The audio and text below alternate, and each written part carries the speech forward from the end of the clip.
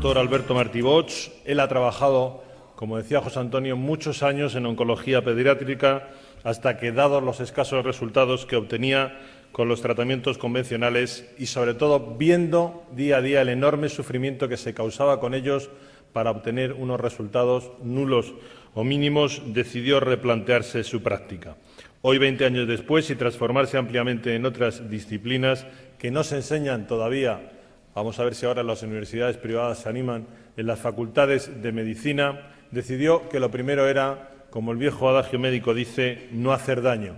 Así que ha desarrollado un protocolo de síntesis que está dando resultados espectaculares. De momento son eso, resultados, pero seguro que en el futuro serán mucho más. Con todos ustedes, ya para cerrar este tercer congreso, dándole las gracias por su atención, el doctor Alberto Martí Bosch.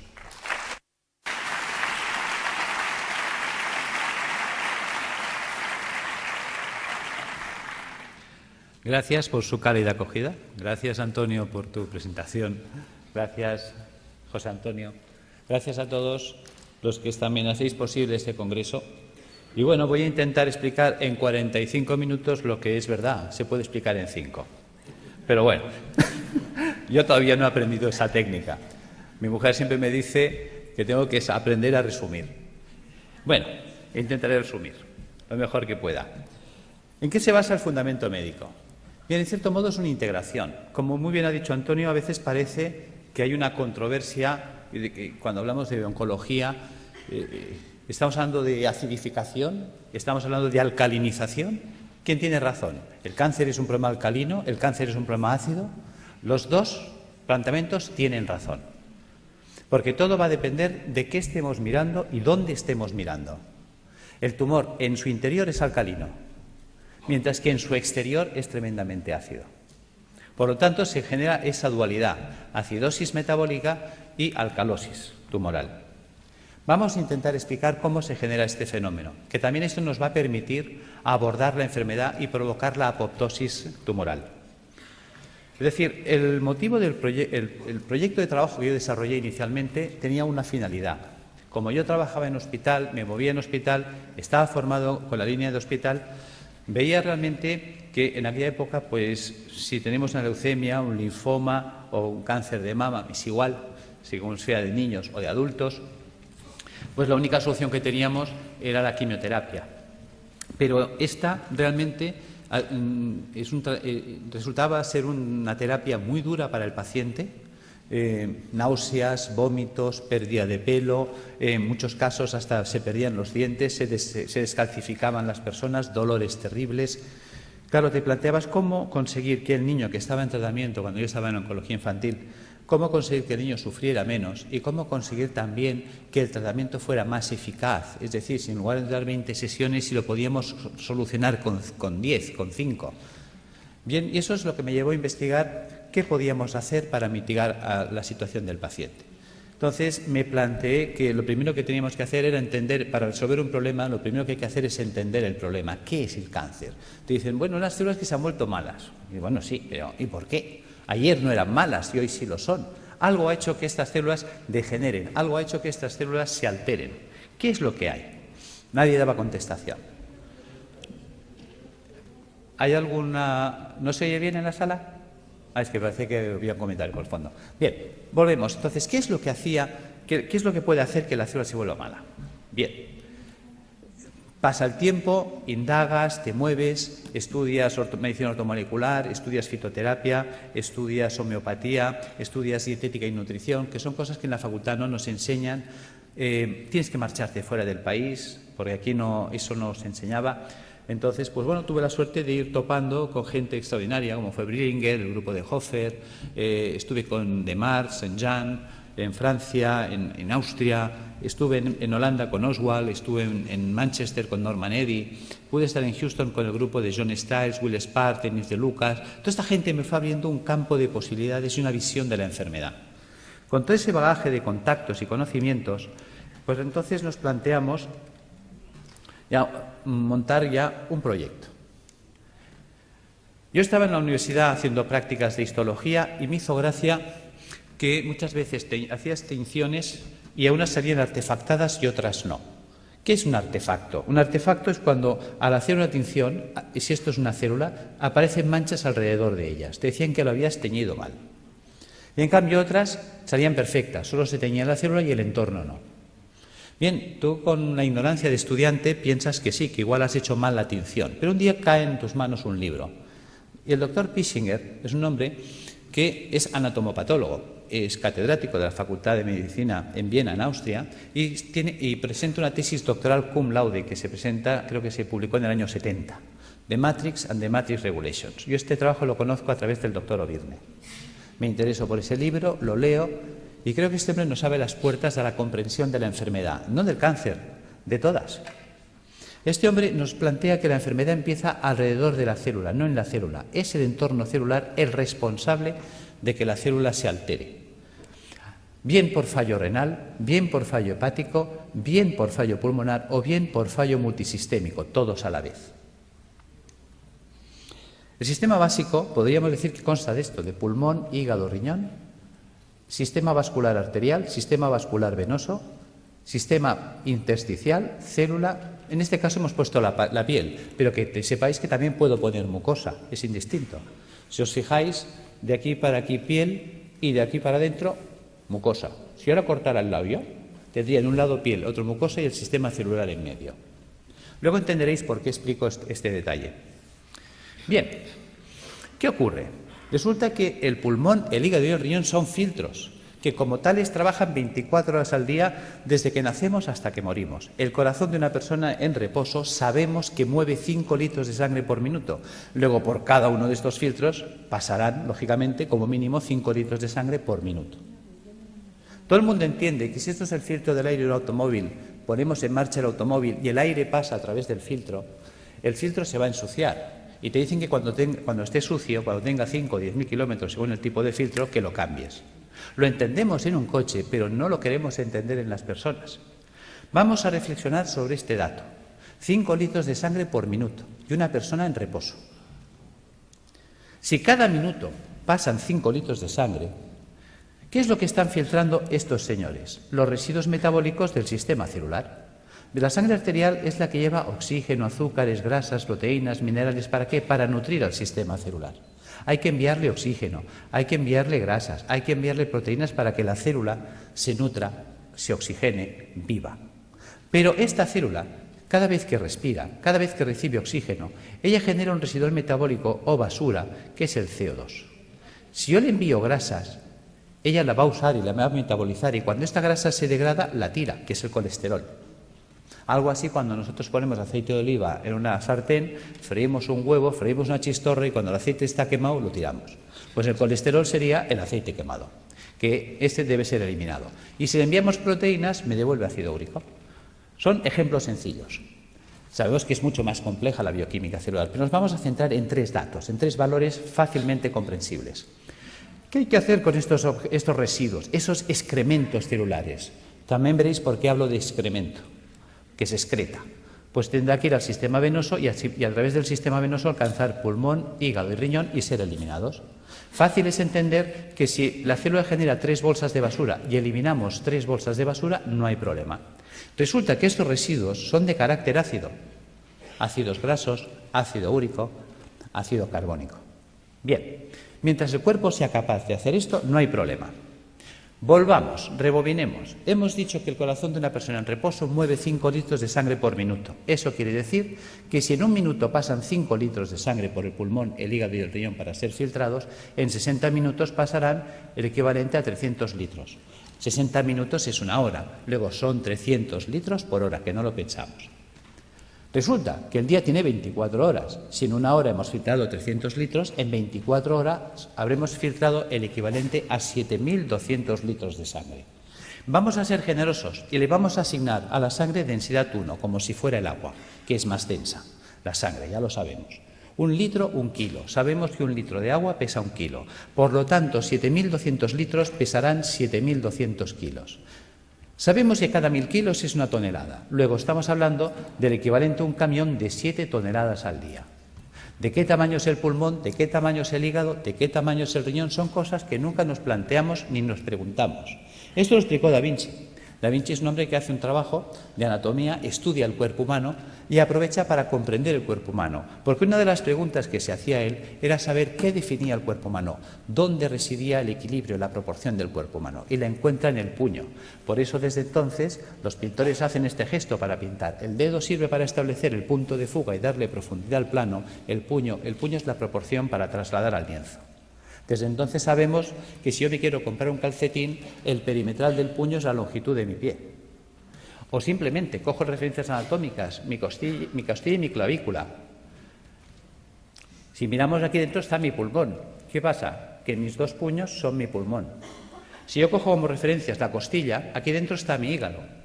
Por lo tanto, si yo cierro los puños, veréis que es la distancia que estoy marcando, 2 puños. Si pongo el puño detrás, el espacio entre costillas y cadera es mi puño. ¿Cuántas veces habéis oído tengo el estómago en un puño? Y es porque estamos dimensionados por el puño. Por lo tanto, hemos hecho esta representación para que veáis el tamaño del pulmón, del hígado y del riñón. Son 2 puños de una persona. ¿Os imagináis un camión de 7 toneladas? Es una persona en reposo. Que sepamos en reposo toda la vida, Buda, que vivía en meditación trascendental. Nosotros no somos Buda. Nervios, estrés, sobrecargas alimentarias, tóxicos alimentarios. Esto va a hacer que estos filtros vayan trabajando de un modo, digamos, enloquecido. Llega un momento que, por lo tanto, estos filtros se van a obstruir. Y si nadie se ocupa de limpiarlos, porque nadie nos enseña cómo mantenerlos, ya que nosotros no los podemos cambiar en un coche. Nosotros cada 5.000 kilómetros, cada 5 años, no podemos estar cambiando los filtros del aire, el filtro del aceite y el filtro de la gasolina como en un coche. Claro, pues si no nos cuentan nada ni hacemos nada, estos se obstruirán. Empezaremos, por lo tanto, a retener CO2, empezaremos a retener colesterol, empezaremos a retener ácido úrico, puesto que un filtro obstruido ya no trabaja al 100%, su rendimiento cae. Entonces nos vamos a encontrar que en el organismo puede variar el pH. Claro, el cuerpo no puede permitir que el pH varíe en sangre. Muchas veces nos preguntamos, ¿cómo es posible que un deportista de élite, entrenado, perfecto, esté corriendo en un campo y caiga fulminado muerte súbita? Porque a veces ha ocurrido eso, un bloqueo metabólico. Es decir, la acidosis metabólica que ha generado ha sido tal que su pulmón, hígado y riñón no han sido capaces de drenar, ha entrado en una acidosis metabólica brutal en sangre. Sabemos que una variación del pH en un medio provoca un stop de reacciones químicas. Las reacciones químicas en sangre se paran, muerte. Algo tan simple, digamos, se nos pasa por alto. Estamos encontrándonos que entonces el cuerpo muchas veces lo que hace para evitar este fenómeno, evitar que haya un stop de reacciones químicas en sangre, empieza a hacer un acúmulo, va a retener estos radicales ácidos libres en el espacio intersticial. Por lo tanto, se irá empantanando el sistema. La interposición de residuos metabólicos en el espacio intersticial entre el capilar y las células, las endotoxinas, van a generar una serie de dificultad para la nutrición celular. Son los trabajos también de Reykjavik, cuando hablaba de la homotoxicología, es decir, la célula acabará ahogada por sus propios residuos metabólicos, por sus propios detritus, por sus propios excrementos. Esta barrera de ácidos que se nos va a formar, de ácido úrico, de ácidos grasos, etcétera, va a impedir que la célula se nutra. Veamos. ¿Veis la diferencia de imágenes? Es decir, la célula sana vive, digamos, flotando. El 70% del cuerpo es agua. Fijaros que eso es lo que llamaríamos el plasma intersticial. Ella tiene que vivir en una piscina de agua cristalina y transparente. Si los filtros se obstruyen, y ya este drenaje no se puede llevar al 100%. Imaginaros que la capacidad de filtraje es del 80%. Quiere decir que el 80% del carbónico, el 80% de los ácidos grasos, el 80% del ácido úrico se eliminará, pero el 20% se quedará parte atascado en los filtros, parte en sangre y parte se empezará a acumular en el espacio intersticial. Si esto se va llevando en el tiempo hacia adelante, acabará ocurriendo esto. Fijaros que ahora el entorno celular, y esa era la idea de Pischinger, la enfermedad empieza alrededor de la célula, no en la célula. Es el entorno celular el que va a degradar ese sistema. Fijaros que ahora la célula ya entra en precario. Fijaros que estos son ácidos. Los ácidos son altamente corrosivos. ¿Qué pasa? Que si yo tengo aquí oxígeno y quiero que el oxígeno vaya del capilar hasta la célula, tiene que atravesar esta barrera de ácidos y reaccionan con él y se los sacuden del medio. Cualquier nutriente tendrá que quedarse aquí, atacado por los ácidos, con lo cual la célula se queda sin oxígeno y sin comida, y además atacada químicamente por sus propios ácidos. Fijaros que esto explica el por qué. Cuando yo tengo un tejido sano y hago una tinción celular, no se artefacta el entorno celular, mientras que cuando tengo un tejido enfermo y hago una tinción en una anatomía patológica, sí se artefacta el entorno celular, sí que fija colorantes. Se utilizan habitualmente colorantes de carácter básico, los ácidos fijan las bases, luego el entorno celular se ha vuelto ácido. Por lo tanto, los que hablan de que la degeneración celular está basada en un proceso de ácido, tienen razón, aquí están los ácidos. Claro, fijaros que esta célula en estas condiciones, ¿qué opciones tiene? Solo tiene dos opciones. Sin oxígeno, sin comida y atacada químicamente por los ácidos, opción 1, morir por falta de oxígeno, quemadas químicamente por los radicales acumulados a su alrededor. Fijaros que si una célula no se defiende, no reacciona, porque la célula no es una tuerca, no es un tornillo, es un ser vivo, es inteligente, es un ser que, lógicamente, pues decimos que si no estuviera vivo no se podría morir. Fijaros que esta célula tiene que tener su capacidad de reacción. Una vez hicieron unos programas de televisión que clavaron esto. Creo que era una serie de dibujos animados que se llamaba Érase una vez la vida. Ahí lo clavaron. Las células son los ciudadanos del cuerpo. Los órganos, los edificios donde viven los ciudadanos. Arterias y venas, calles y avenidas, por donde transportamos los alimentos, por donde recogemos las basuras. Los nervios, el tendido eléctrico, las líneas de teléfonos, el sistema nervioso central, el ayuntamiento. Cuando miramos el cuerpo desde esta situación que parece infantil, fijaros que los americanos, si algo han tenido bueno, es enseñarnos ciencia a través de mecanismos infantiles, pues ¿por qué no aprovechar ese sistema que es altamente didáctico? Y tendremos una comprensión mayor de la enfermedad. ¿Qué pasa si las células se mueren? Imaginaos que una célula no se defiende, no reacciona. Se queda en ese medio y dice, bueno, pues me muero, esto ya se acabó. ¿Veis? Si se mueren las células del cerebro, porque esto está pasando en todo el cuerpo, entonces me quedaré sin células cerebrales, Alzheimer. Si se me mueren las células de la base del cerebro, Parkinson. ¿Veis? Fijaros que aquí tengo un cable en la mano. Por todos sitios hay cables. Los cables tienen un forro de plástico. Los cables conducen los impulsos eléctricos que en estos momentos nos permiten la informática, la luz, todo. En el cuerpo los nervios conducen todos los impulsos eléctricos y electroquímicos. Pero están forrados de la vaina de mielina. La vaina de mielina sería el plástico. ¿Qué pasaría si yo echara un chorro de ácido sobre los plásticos, sobre los aislantes de los cables? Que el ácido haría una acción corrosiva sobre el plástico. El cable se cortocircuitaría, pero dejaría de conducir. ¿Qué pasa si resulta que los nervios que me están uniendo a esta célula con el cerebro, la mielina es atacada por los ácidos que hay a su alrededor? Se degrada la mielina. Sin mielina hago una enfermedad desmielinizante, esclerosis múltiple, esclerosis lateral amiotrófica, esclerosis en placa. Pissinger fue un genio. Nos hizo entender las enfermedades. ¿Veis? ¿Qué pasa si la célula, imaginaos que aquí ponemos piel y aquí le ponemos un pezón? ¿Veis? Esto es una célula del pecho. Imaginaos que esta célula se muere. ¿Veis? Un tejido con células muertas es un tejido fibroso.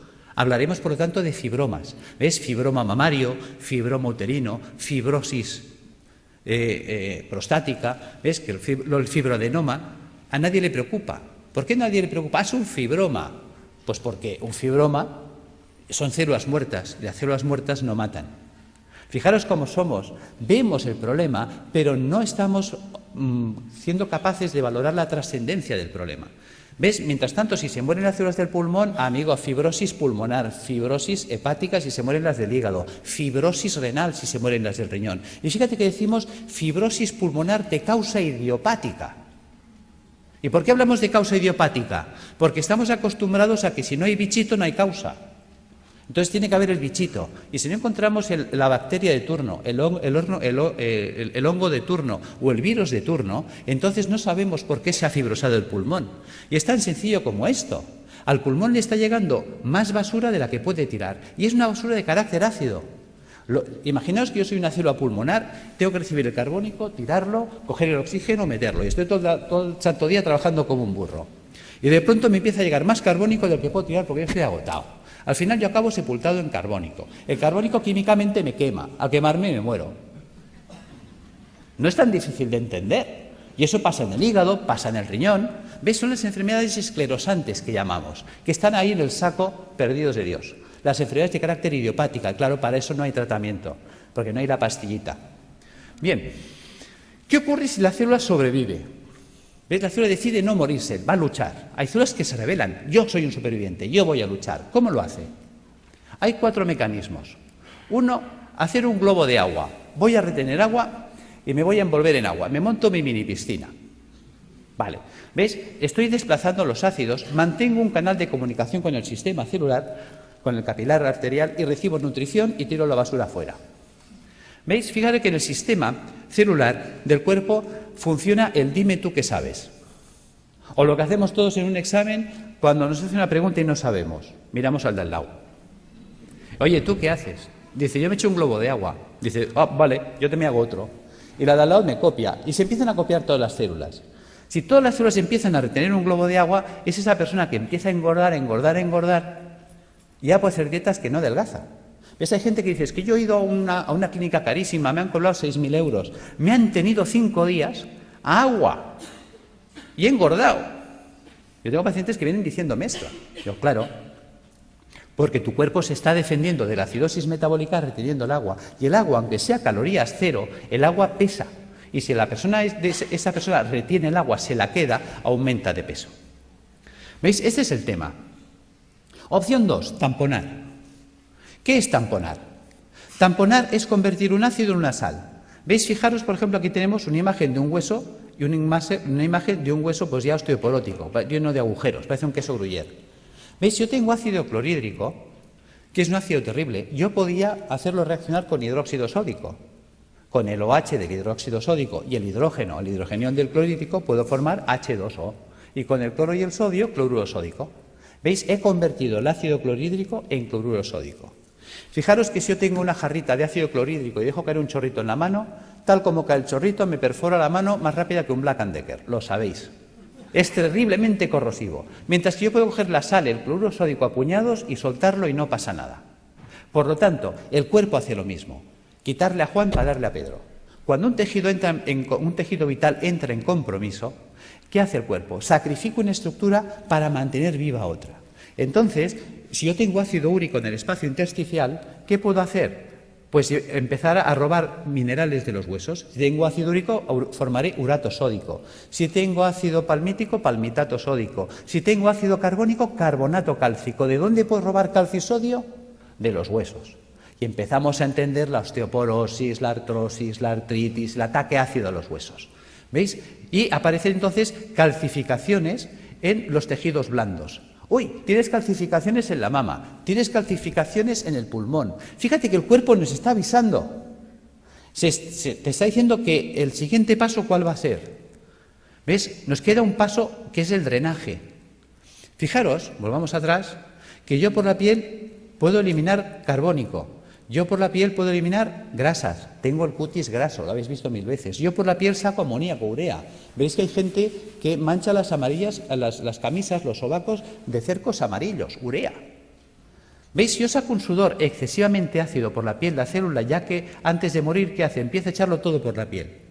Si saco un sudor muy ácido por la piel, se me quemará la piel. Ataque químico, dermatitis, psoriasis, eczemas.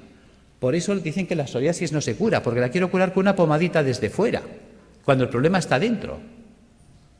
¿Veis? Vamos entendiendo las enfermedades. Realmente nos abrió los ojos. Si yo entiendo la enfermedad, yo puedo resolver la enfermedad. Si yo entiendo el problema, yo puedo resolver el problema. Lo que no podréis nunca resolver un problema que no entiendo o no quiero entender.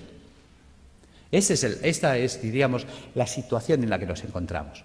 ¿Veis? Podemos hacer el drenaje hacia las mucosas, que decíamos antes. Si en lugar de drenar hacia la piel, dreno hacia las mucosas, pues entonces tendríamos un problema a nivel de mucosas, llagas de boca, llagas de esófago, llagas de estómago, colitis ulcerosa. Claro, la gente dice, oye, ¿qué es lo que y por qué hay gente que drena por la boca y otros drenan por el colon y otros drenan por el estómago u otros drenan por la piel? Porque el cuerpo, hemos dicho, que es como una ciudad donde el sistema nervioso central es el ayuntamiento. Ejemplo. ¿Veis? Creo que hubo una época en la que Madrid tenía un conflicto de basuras. Y entonces se reúne el Cabildo y decide montar pues un vertedero de las basuras de Madrid, creo que fue en San Sebastián de los Reyes. Pregunta, ¿qué ciudad se contaminó? Respuesta, San Sebastián de los Reyes. Claro, llega un momento que la gente de San Sebastián de los Reyes está hasta aquí de la basura de Madrid. Y dicen, oye, a ver, ¿qué hacemos? Bueno, el Cabildo de Madrid se da cuenta de que es verdad, se reúne y dice, bueno, ahora vamos a tirar la basura hacia Madrid, a Toledo. ¿Quién se va a contaminar ahora? ¿Ves? El cuerpo hace lo mismo. El sistema nervioso da órdenes y las células ejecutan las órdenes. Dicen, tira la basura por la boca. Pues el tío por la boca, pues llagas de boca. Oye, tíralas por el recto. Pues el tío ahí, colitis ulcerosa. Oye, tíralas por la piel. Pues mira, psoriasis. No las tires. Coge todo el calcio y todo el sodio que quieras del hueso. Pues mira, artrosis, osteoporosis. ¿Ves? Según la orden que da, la célula actúa. ¿Veis? Fijaros que eso es importante entenderlo, aunque sea en clave de cómics. Opción 4, mutar. ¿Qué es mutar? Lo que hoy nos acontece, el cáncer. ¿En qué consiste la mutación? ¿Veis? Célula sana que muta a célula tumoral. ¿Cómo vive la célula sana? La célula sana vive en un medio alcalino, vive con oxígeno, vive con poco sodio y vive utilizando proteínas levógiras giradas a la izquierda. ¿Qué ha pasado? Ha pasado que el medio se ha vuelto ácido. ¿Veis? La célula tumoral muta porque su entorno ya no es alcalino, se ha vuelto ácido. Se ha quedado sin oxígeno. ¿Qué opción le queda a esta célula sin oxígeno? Solo tiene dos opciones, o morir o mutar. ¿En qué consiste la mutación?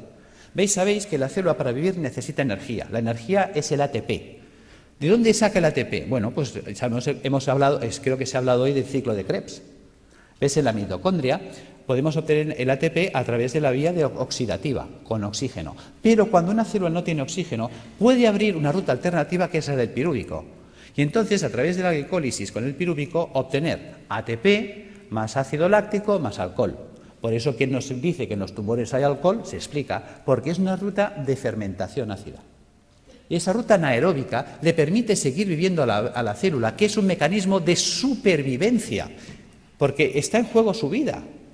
Y entonces ella, ¿qué hace? Empieza a cargar mucho sodio en su interior. ¿Veis? La célula normal, la célula sana, tiene potasio en el interior del citoplasma y sodio fuera. Se invierte, entra el sodio dentro de la célula a mansalva y el potasio sale, porque estamos usando un sistema inverso. ¿Veis? Ahora se explica cuando dicen es que los tumores son alcalinos. Claro, la célula tiene que ser muy alcalina en su interior para aguantar el ataque ácido exterior. ¿Entendéis que todos tienen razón? Si yo estoy mirando el interior tumoral, me encuentro con una alcalosis, mientras que si estoy mirando el exterior, me encuentro con acidosis. Esta es la explicación.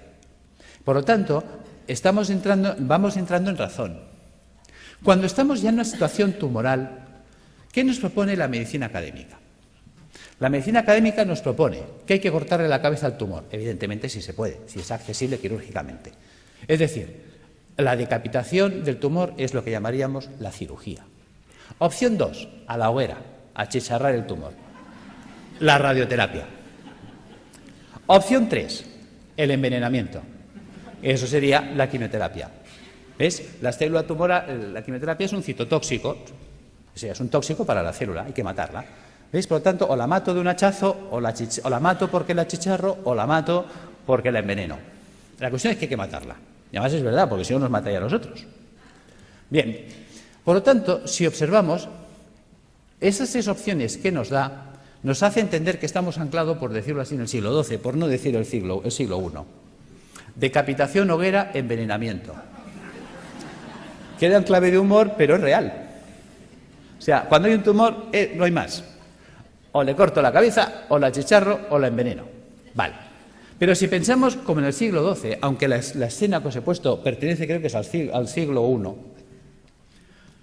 nos encontramos que si pensamos como en esa época, nos queda una cuarta vía que la estamos olvidando. ¿Qué podían hacer con un enemigo difícil de batir?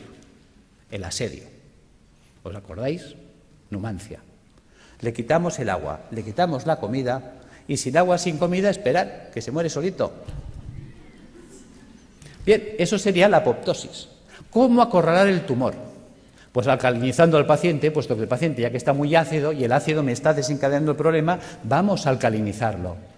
Resulta que sabemos que el ácido tumoral para poder vivir necesita mucho sodio.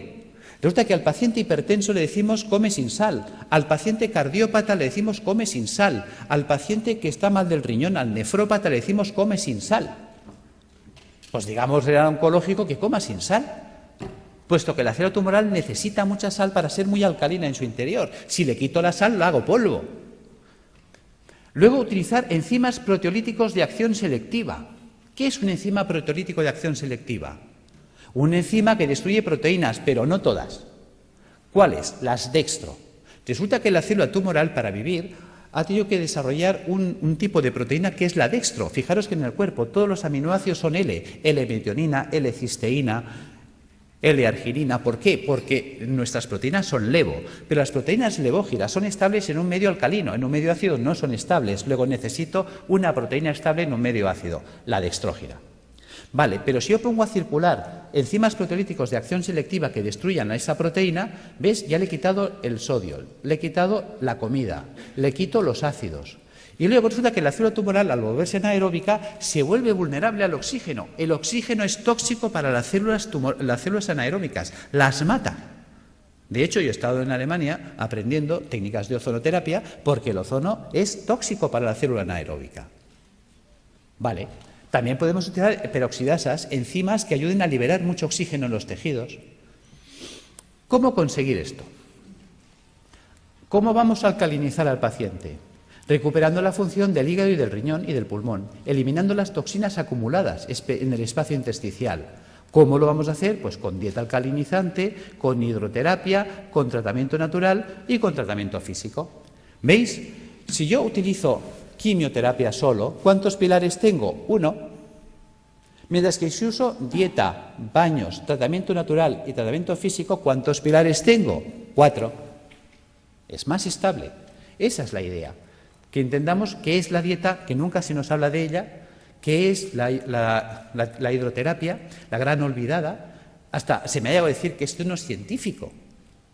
Y me lo han dicho médicos, esto de los balnearios, esto no es científico. Y resulta que existe en la Universidad Complutense una cátedra de hidroterapia médica, de hidrología médica. O sea, ni siquiera sabemos lo que tenemos en nuestras propias universidades. Y es de las mejores cátedras que hay en Europa. Cuando te mueves fuera, te hablan, oh, la doctora Bacaicoa. ¿Y tú quién es la doctora Bacaicoa? Hasta tienes que empezar a buscar y pues dices, san Dios, tengo que conocer a esta mujer. Cuando me cae el libro, y también, digamos, es un libro que he escrito, ahora no recuerdo el otro autor, que también es un profesor emérito, dices, por Dios, empiezas a tirar del libro y dices, ¿y por qué me han ocultado que existe esto a mí? Bien, seguimos. ¿Qué es esto de las plantas y qué es esto del tratamiento físico? Vamos a entrar ahí. ¿Por qué dieta? Muy importante. La dieta cárnica es acidificante de la orina. Si yo me como carne, mañana estoy haciendo pis de carácter ácido. Mientras que si yo como vegetariano, mañana estoy haciendo pis de carácter alcalino. ¿Qué quiere decir esto? Que la dieta vegetariana me alcaliniza. Vale. Por lo tanto, vamos a hacer dietas vegetarianas. ¿Ves? Un filtro sucio no es un filtro roto. Un filtro sucio se puede lavar. ¿Y con qué se lavan las cosas? Con agua. A veces, tan simple que es, no nos lo podemos creer. Resulta que el 95% de la fruta y la verdura es agua. Con la dieta vegetariana se lavan los filtros. ¿Veis? Ensalada, bistec y fruta. Quito el bistec. ¿Qué me queda? Ensalada y fruta. ¿Veis? ¿Os suena los viernes no comer carne? Claro que os suena. Que la gente dice, uy, eso es cosa de curas. Claro, y la palabra cura viene de curar. Mens sana in corpore sano.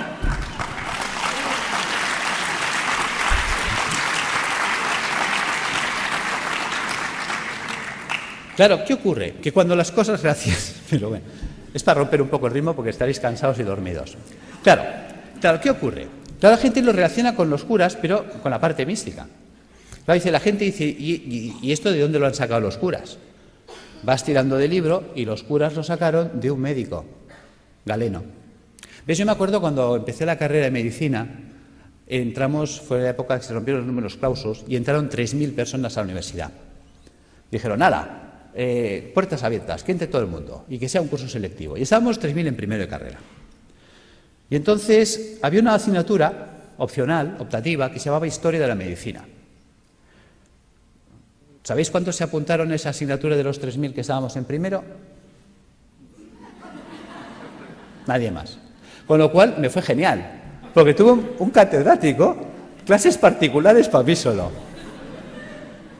Y ese hombre, que fue el doctor Felipe Cid, al cual le tengo un recuerdo maravilloso, me dijo: te voy a citar una frase de Napoleón para empezar tu formación en historia de la medicina. Hay de aquel pueblo que olvida su historia porque está condenado a repetirla. Tenía razón. Y luego me citó otra frase de Oppenheimer. Decía: solo tiene futuro aquel que investiga en el pasado, porque investigando en el pasado se puede redescubrir el futuro. Tiene miga.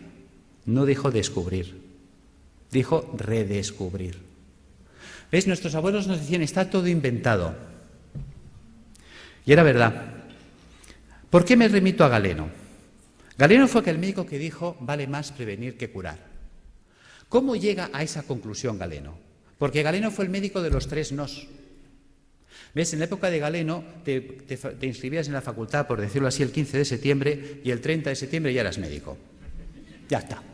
Y como la ignorancia es atrevida, ¡hala!, todos a ejercer. Claro, también hay que saber que en aquella época, con que supieras si el paciente hacía de vientre negro, ¡qué malo! Si hacía rojo, mira, a lo mejor puede ser un hemorroide, ¿no? Si vomitaba verde, tranquilo. Como vomitara rojo, aburem, ¿no? Y si vomitaba negro, dalo por muerto. Ya está, ya eres médico. O sea, porque claro, no había nada. ¿Cuáles son los 3 grandes nos de Galeno? Él sale, se sienta, como hombre sabio que fue, y por eso nos acordamos de él, y dice: primer no sé medicina. Con lo que me han enseñado no sé nada. Segundo no tengo medicamentos, no existían, los inventó él. Tercer no, si no sé medicina y no tengo medicamentos no puedo curar, obvio. Claro, ¿qué hace Galeno? A Galeno le enseñan la medicina hipocrática. Hipócrates había dicho otra cosa.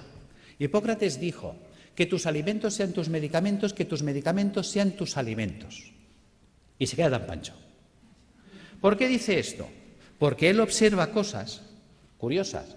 En aquella época la gente vivía muy asilvestrada, todos vivíamos en el campo, muy silvestres, y encima vivíamos con vacas y ovejas, y realmente el ser humano tiende a copiar y a hacer lo que hacen los demás animales. ¿Ves? Que además es curioso, tiene relación con la historia de la medicina y la historia del medicamento. ¿Veis? Fíjate que un vaquero, o sea, un señor que cuidaba vacas en Escocia, creo que fue, le contó a un veterinario que había observado, que le llamaba la atención desde pequeño, que cada vez que una vaca le salía un tumor o un bulto en la mama, en las ubres, pues que dejaba de comer pasto normal y se iba a buscar una planta que nunca la comía, que nadie la quería. O sea, tú se la ofrecías y te la escupía. Pero cuando tenía un tumor o un bulto en las ubres, iba como loca a buscarla. ¿Y qué iba a buscar esa vaca? Vinca, la vinca per vinca. Resulta que el veterinario no deja en saco roto el comentario del pastor, sino que coge esa planta y se la lleva a la universidad y la analizan. Y se dan cuenta que es verdad, que en la vinca existe un principio activo antitumoral. De ahí salió la vincristina. ¿Os suena? ¿Veis? La historia del medicamento viene de las plantas. Pues lo mismo hizo Galeno. Galeno se da cuenta de que Hipócrates hablaba de que los pacientes que se ponían amarillos, es decir, el hígado, empezaban a comer como locos alcachofas, se veían alcachofas. Entonces, muchos mejoraban si comían muchas alcachofas. ¿Cuál era el problema? Que había que comer 60 alcachofas al día. Se establece un concepto de dosis. Claro, a ver quién es el guapo que desayuna, come, merienda y cena 60 alcachofas al día y durante un año. O sea, cuando le recomendabas a un paciente que hiciera eso, o que si estaba mal del riñón se comiera 60 cebollas, pues cogían el cesto, se iban a ver a Hipócrates y decían: mira, tío, que lo dejo, que me da igual, que yo me muero. Segundo problema que había: pues si se acababa la temporada de alcachofas, ¿qué hacemos? Pues a Galeno se le enciende la bombilla. Galeno se da cuenta que la planta seca conserva lo que él llamaba el espíritu curativo de la planta, que es lo que conocemos como principio activo, y que la planta seca quedaba reducida al 5%, que esa planta seca se podía hacer polvo, se podía poner en un cilindro y con un pistón se podía machacar. Y la podía comprimir. Acaba de inventar el comprimido.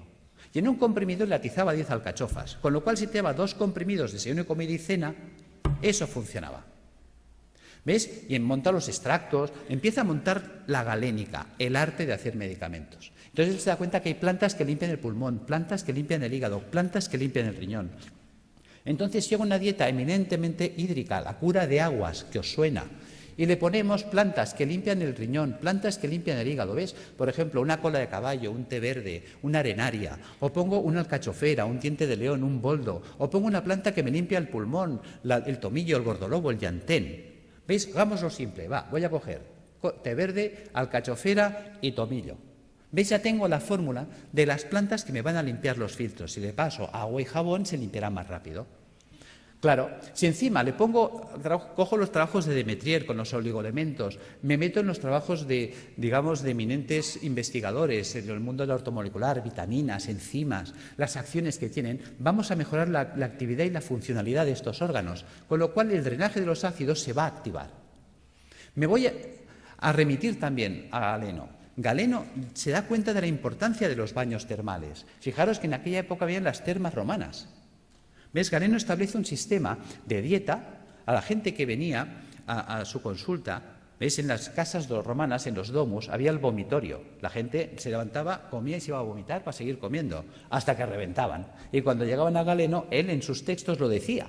El paciente me llega gordo, seboso, sudoroso, con un sudor repelente, un fétor vomitivo y unas deposiciones putrefactas. Decía, está podrido por dentro.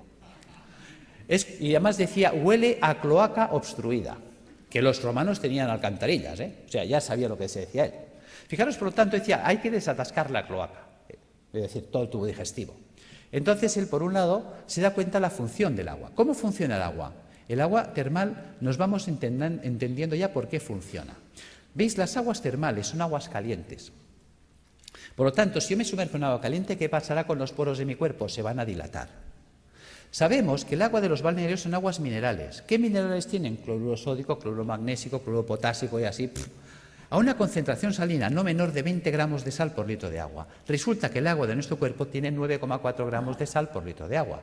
Claro, se va a generar un gradiente de ósmosis. Los líquidos van de donde hay menos a donde hay más. Cuando yo me sumerjo en una bañera con agua caliente y salada, ¿veis? Fijaros que aquí en medio todos tenemos una vena gorda, que podríamos llamar que es la alcantarilla, donde van todos los residuos celulares.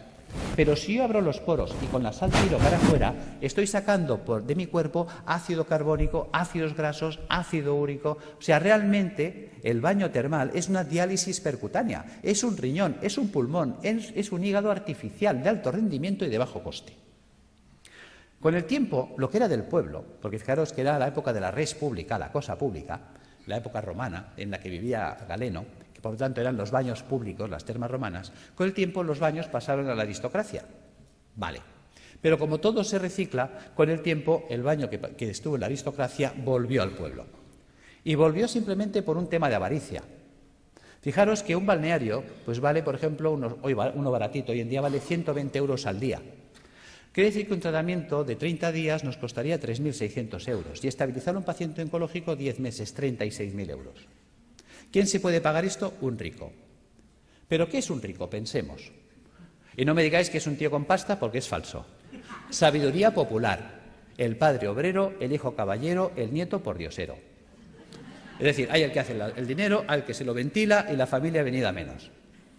¿Veis? Un rico no es eso, no es un señor con pasta. Un rico es un señor que siempre está pensando cómo tener las cosas sin pagar, que por eso es rico. Porque gana y no gasta.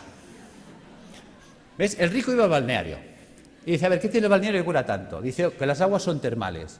Dice, Pepe, pon un termo en mi casa. ¿Ves? Si yo caliento lo hago en un termo, el agua que sale del termo es termal. ¿Qué más necesito? Dice, es que esto, una bañera. Pues Pepe, pon una bañera.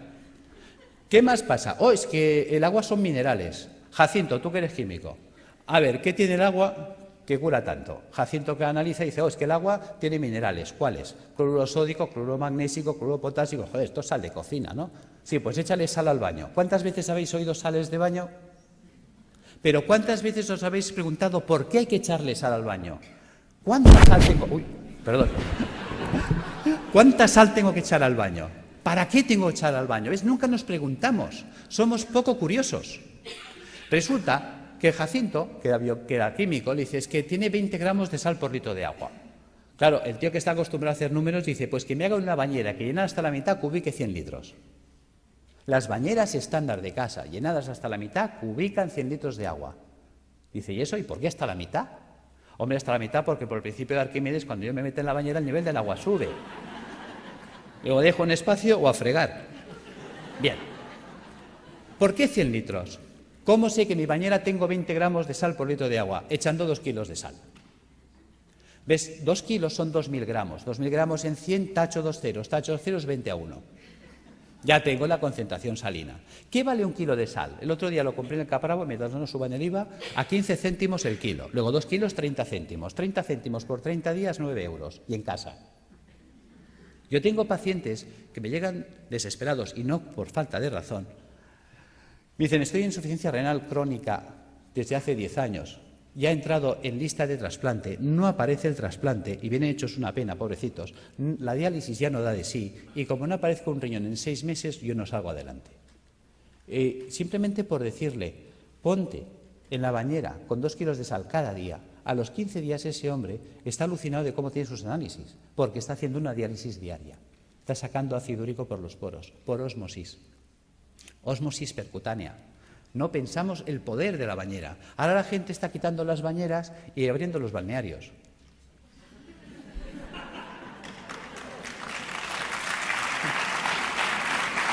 Bien. Gracias. Seguimos. Ya entendemos para qué la bañera, ya entendemos para qué una dieta hídrica.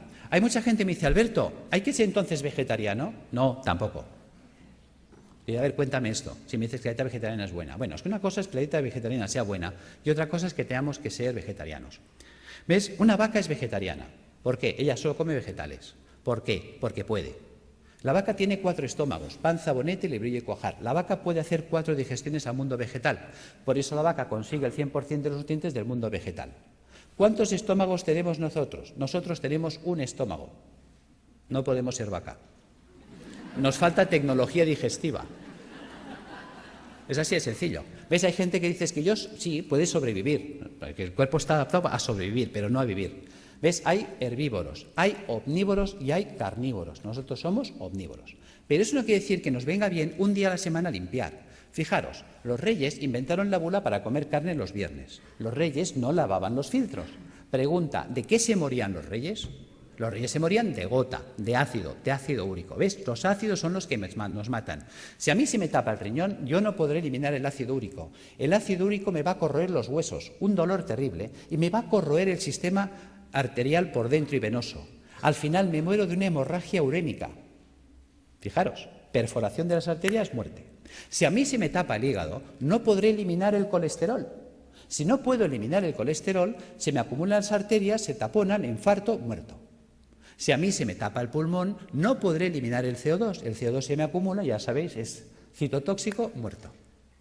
Los ácidos nos matan. Tan sencillo como esto. Entonces, si añadimos esto a la dieta hiposódica, que ¿cómo afecta esta dieta a la célula tumoral? La célula tumoral necesita mucho sodio para alcalinizar su citoplasma y poder así contrarrestar el ataque ácido externo. Si se queda sin sodio, no puede hacerlo. Y entonces el propio ataque ácido también la puede matar. ¿Cómo matar de hambre a la célula tumoral? Utilizando enzimas proteolíticos de acción selectiva que destruyen solo proteínas extrógenas.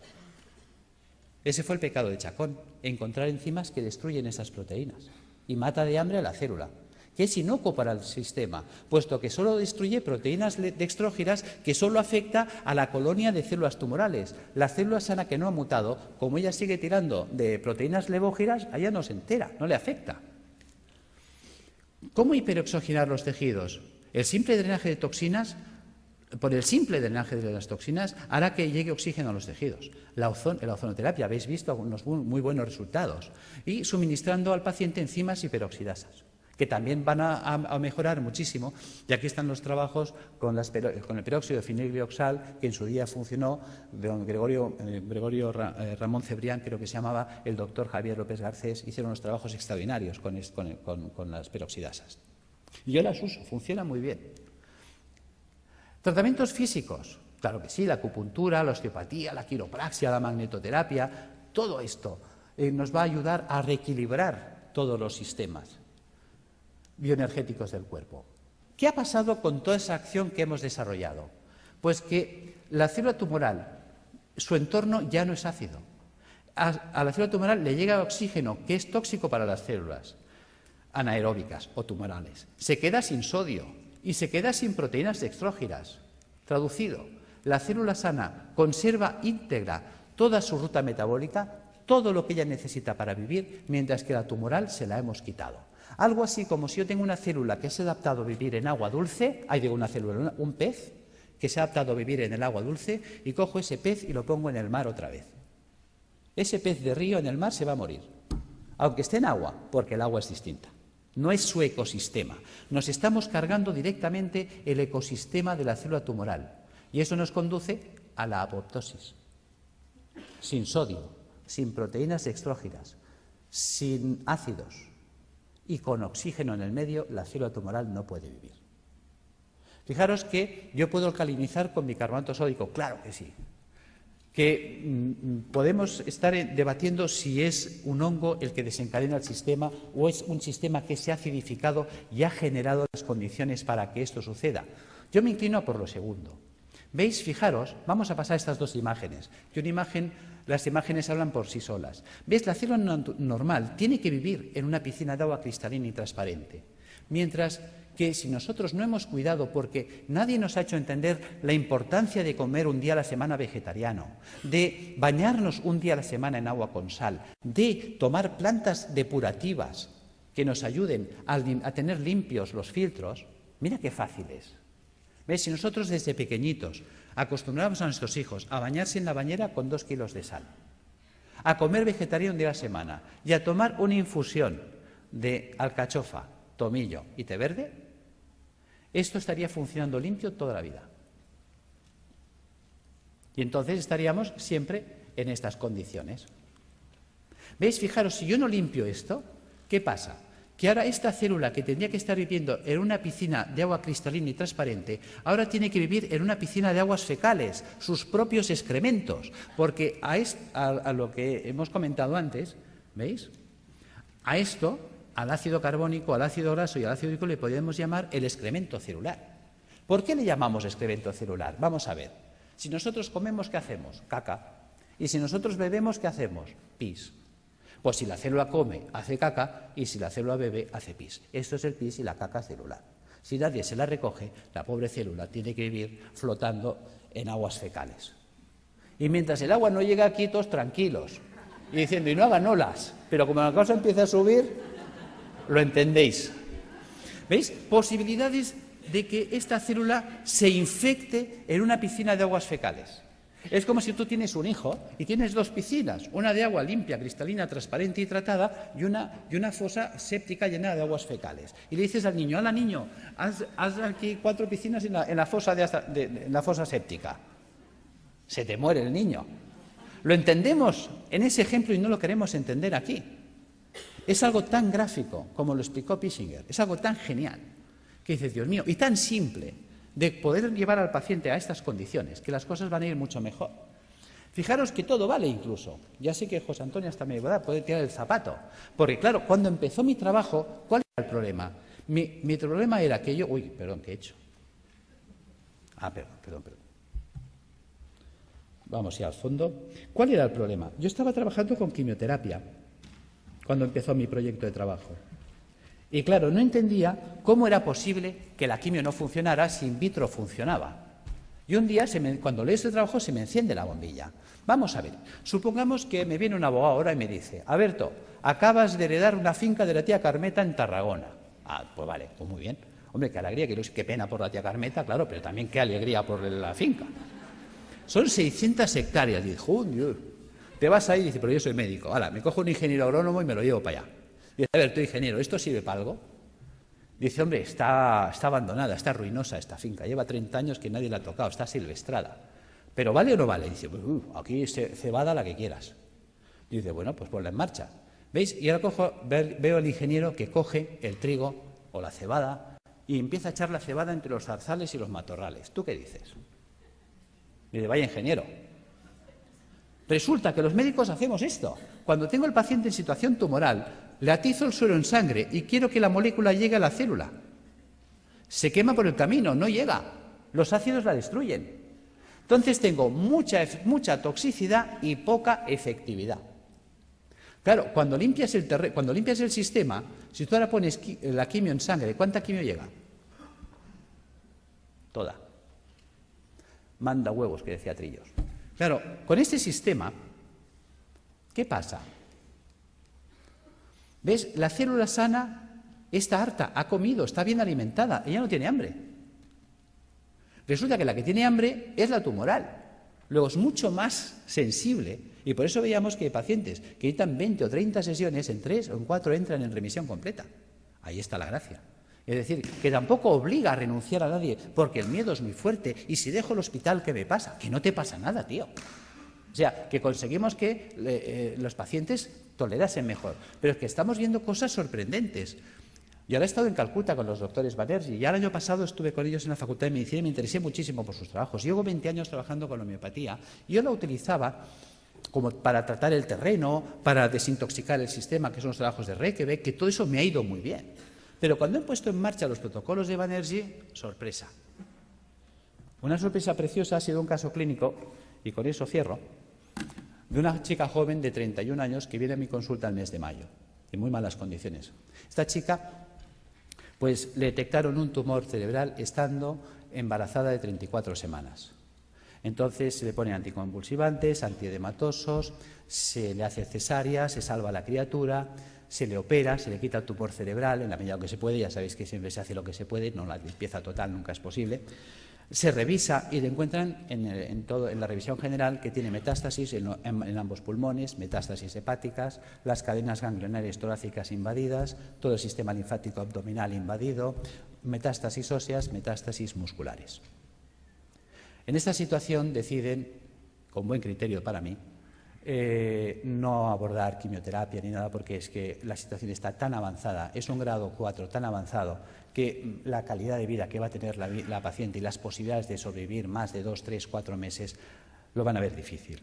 Entonces deciden tratamiento paliativo y nada más. En estas condiciones llega la consulta y pones en marcha todos estos dispositivos. Y además asocias los protocolos de Banerjee, le pones Rutagraphereon y más calcárea fosfórica para atender el campo cerebral, el Calicarbonicum para atender el pulmón, el Hydrastis canadiensis para atender la carcinomatosis difusa, el Zinfitum y el Hipericum para las metástasis óseas. Sorpresa. Resulta que al mes viene muy mejorada la mujer. En el mes de julio se le pide pruebas y se las hacen el 13 de julio. Y en el 13 de julio le observan, después de 2 meses y medio de tratamiento, que las metástasis pulmonares habían desaparecido, las metástasis hepáticas desaparecidas, las lesiones ganglionares en remisión completa, la lesión tumoral ni rastro cerebral desaparecida y las lesiones metastásicas de huesos y de músculos reducidas en un 50%. Esta mujer la volvemos a ver en septiembre, el estado general actual es increíble. Realmente está evolucionando muy bien. Ha sido catalogada de remisión espontánea. Y decimos...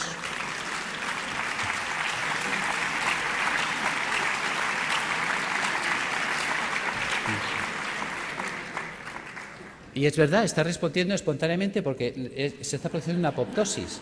Pero se está produciendo la apoptosis porque la paciente está haciendo lo correcto. Ha cogido un camino que le funciona. Hay veces que gente me dice, Alberto, ¿tú curas cánceres? No. Pero sí que damos un manual de instrucciones que permiten que el cuerpo se coloque en condiciones tales que entonces el cuerpo sí puede curarse a sí mismo. En fin, espero no haber sido pesado. Gracias.